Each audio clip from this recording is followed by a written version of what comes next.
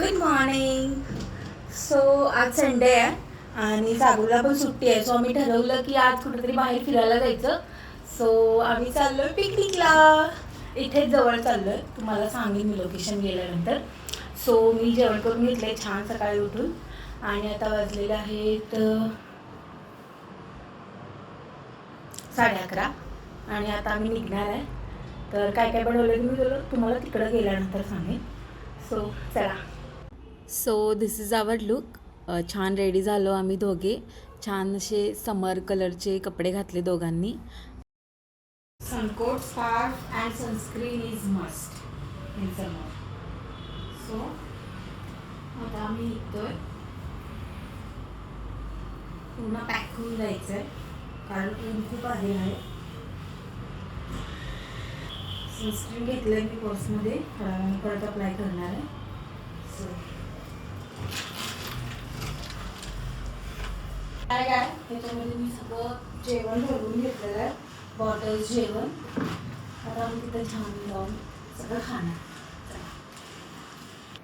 असं इथं journey start झाली. छान पिकनिक वगैरे करणार होतो त्यामुळे एक्साइटमेंट होती खूप जास्त.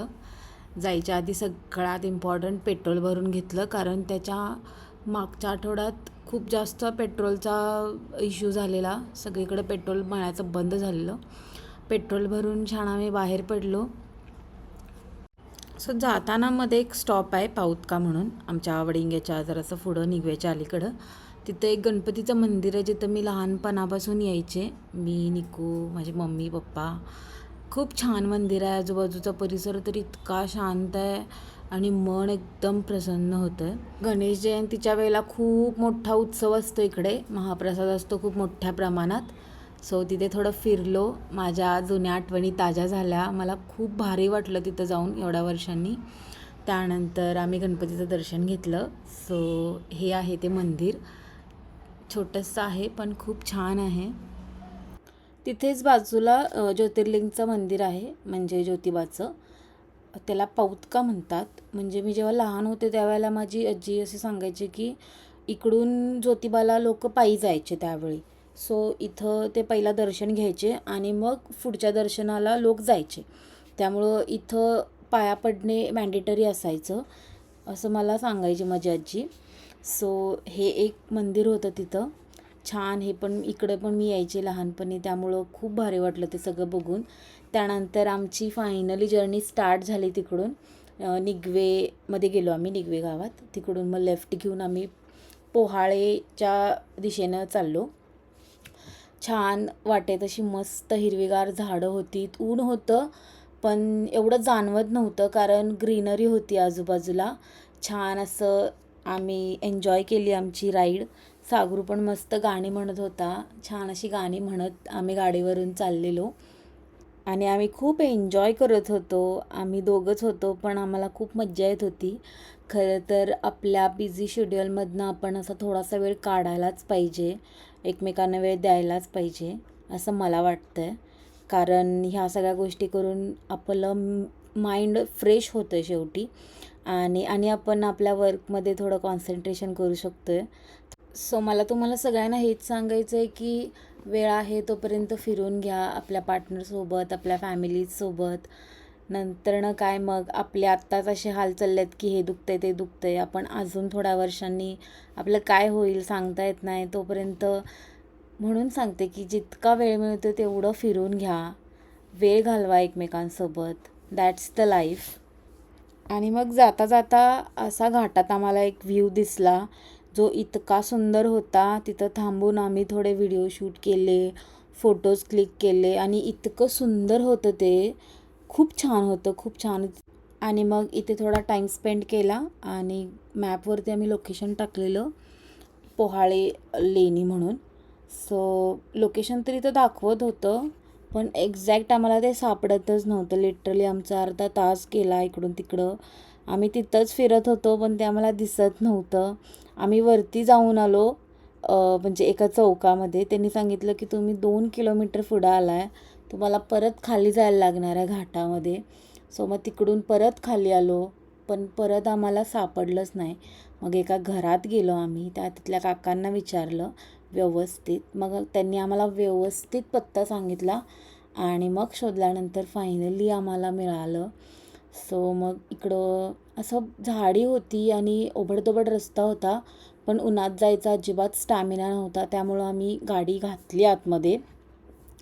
ओबडधोबड रस्ता होता तरीसुद्धा घातली आणि असा काही दिसत होता तो रस्ता.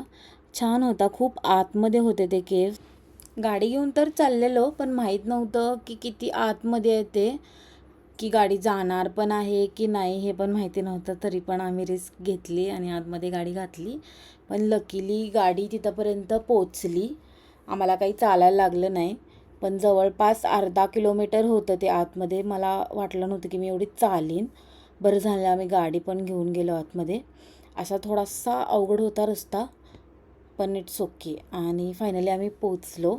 सो तिथं पोचलो, पण तिथं एकही कोण नव्हतं. आम्हाला परत वाटत होतं की आम्ही कदाचित रस्ता चुकलो आहे, पण आम्ही बरोबर होतो. पण तिथं ॲक्च्युअलमध्ये कोणी नव्हतं, एकदम सामसूम होतं. कदाचित लोकांना एवढं माहिती नाही आहे ते ठिकाण. सो या आहेत त्या पोहाळ्याच्या बुद्ध लेणी, ज्याच्याबद्दल मी इंस्टाग्रामवरच बघितलेलं. ते व्हिडिओज बघूनच आम्ही ठरवलेलं इकडे यायचं पिकनिकसाठी. सो हीच ती जागा आहे. या त्या बुद्ध केव्स पोहाळ्यामधल्या. 15-20 मिनटं सर्चिंग करून फायनली आम्हाला डेस्टिनेशन मिळालं आणि आम्ही आलेलो आहे. त्या केव्समध्ये असे केव्ज आहेत आतमध्ये, तिथे ते आहेत. चला बघूया. पोहाळे केव्ज हे खरं तर एक दुर्लक्षित पर्यटन स्थळ आहे. सगळ्यांना ॲक्च्युली माहिती पाहिजे. जसं आपण पन्हाळा फिरायला जातो आहे, तसंच हे सुद्धा एक बघण्यासारखं ठिकाण आहे. सो आणि मला हे खूप आवडलं. सो मला असं वाटतं की तुम्ही सगळ्यांनी इथं एकदा येऊन व्हिजिट करायला पाहिजे आणि छान आहे. मी तुम्हाला माहिती सांगते थोडीफार. सो हे जे केव्ज आहेत ते कुशिरे पोहाळे लेणी म्हणून पण ओळखलं जातं याला, आणि हे गिरोली घाटात आहे. इकडून वरती गेलो की आपल्याला ज्योतिबाचं डोंगर लागतं आहे. या लेणी आहेत ना, त्या जांभा खडकापासून बनलेल्या आहेत. बाहेरच्या बाजूला एक हौदसारखं आहे आणि त्यात नैसर्गिक पद्धतीने पाणी साठतं. म्हणजे डोंगरावरून येणारं पाणी इथं असं झऱ्याच्या स्वरूपात साठवलं जाते. इथं बाहेरच्याच बाजूला असे छोटे छोटे कंपार्टमेंट्स लाईक रूम्स होत्या. तिथं पूर्वीच्या काळी बौद्ध भिक्षुक राहण्यासाठी त्याचा वापर करत असणार आहेत असं वाटतंय. म्हणजे राहण्यासाठी, ध्यान करण्यासाठी. आत्ता त्याची थोडी पडझड झाली आहे, पण त्या काळी ते असं व्यवस्थित असणार आहे एकदम. तिथंच बाजूला एक छोटीशी गुहा आहे आणि त्यातच एक मोठा दगड आहे आणि त्या दगडाच्या समोरच एक अशी शंकराची पिंड आणि नंदी आहे आणि तिथं रोज पूजा केली जाते सकाळ संध्याकाळ.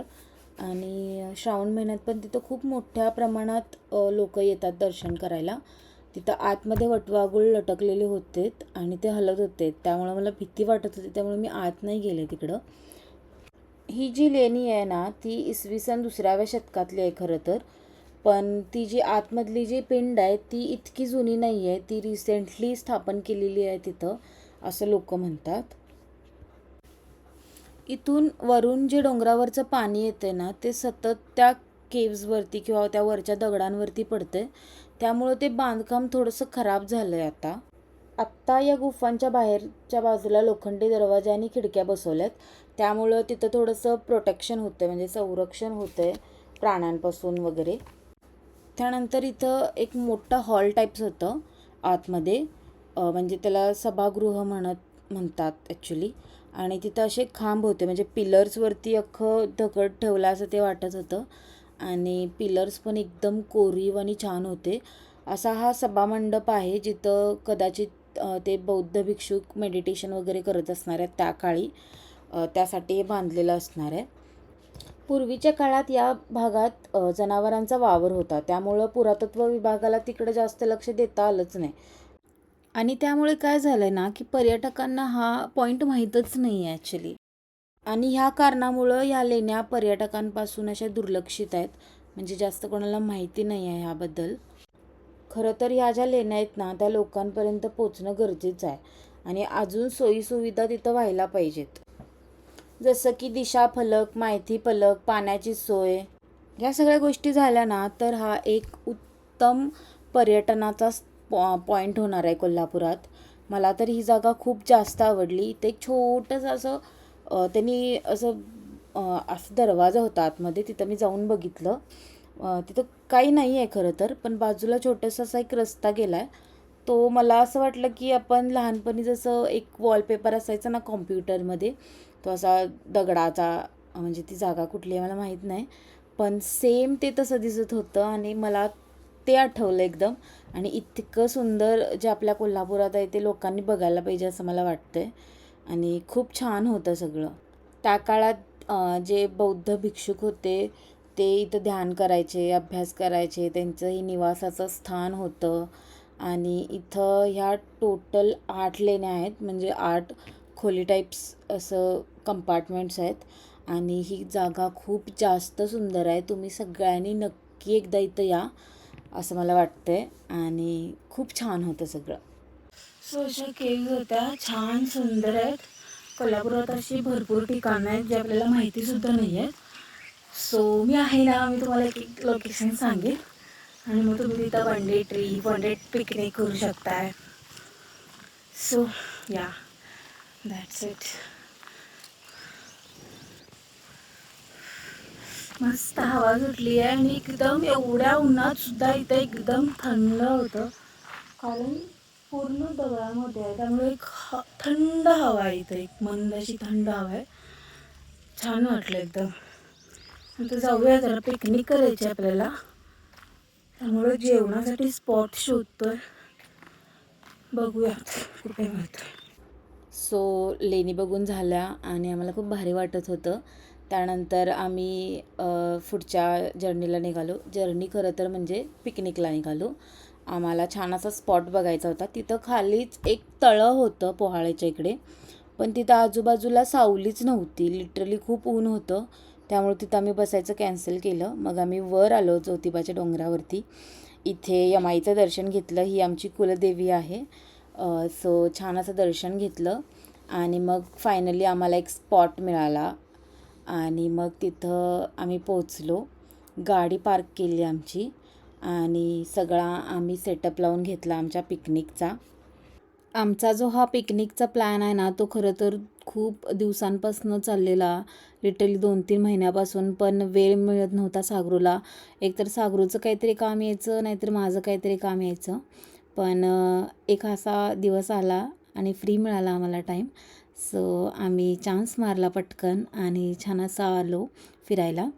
सो तिथे एक छान अशी जागा शोधली आम्ही झाडांच्यामध्ये सावलीत आणि बसलो तिथे.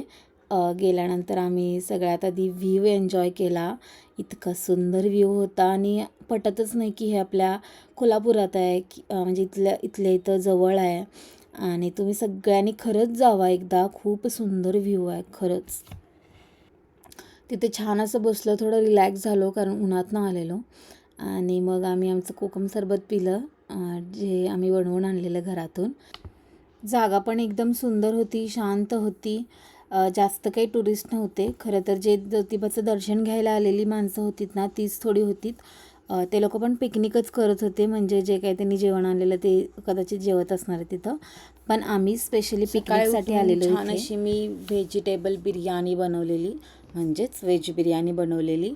आणि सँडविचचं सामानाची तयारी मी करून ठेवलेली, कारण इथं येऊन मला सँडविच बनवायचं होतं. येताना मी कोकम सरबत पण घेऊन आलेले आणि असं आम्ही पूर्ण सेटअप लावला. त्यानंतर आम्ही असं दोघांनी क्वालिटी टाईम स्पेंड केला सोबत. स्टार्टिंग आम्ही कोकम सरबतपासून सुरू केली. त्यानंतर आम्ही आमचा राईस खाल्ला जो आम्ही आणला होता आणि पाणी पिऊन आणि तो ज्यूस पिऊन आमचं पोट एवढं फुल झालेलं की आम्ही सँडविच बनवलंच नाही.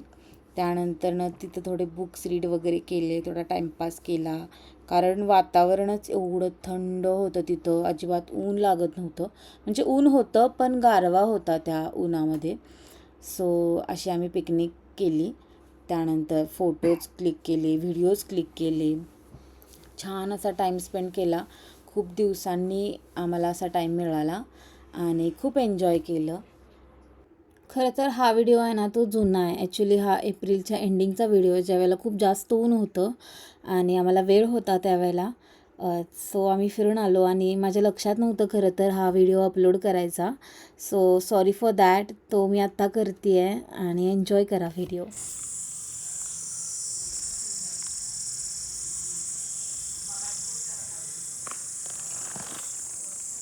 कसलं हाय मिळेल लोकेशन. तुम्ही पण या, बाईकडे घेऊन या. पिकनिक झाली, छान वाटलं. आता थोडंसं व्हिडिओज काढूया आणि घरी जाऊया. कसं वाटलं तुला? एक नंबर. छान वाटलं ना? सो भेटूया पुढच्या व्हिडिओमध्ये. बाय.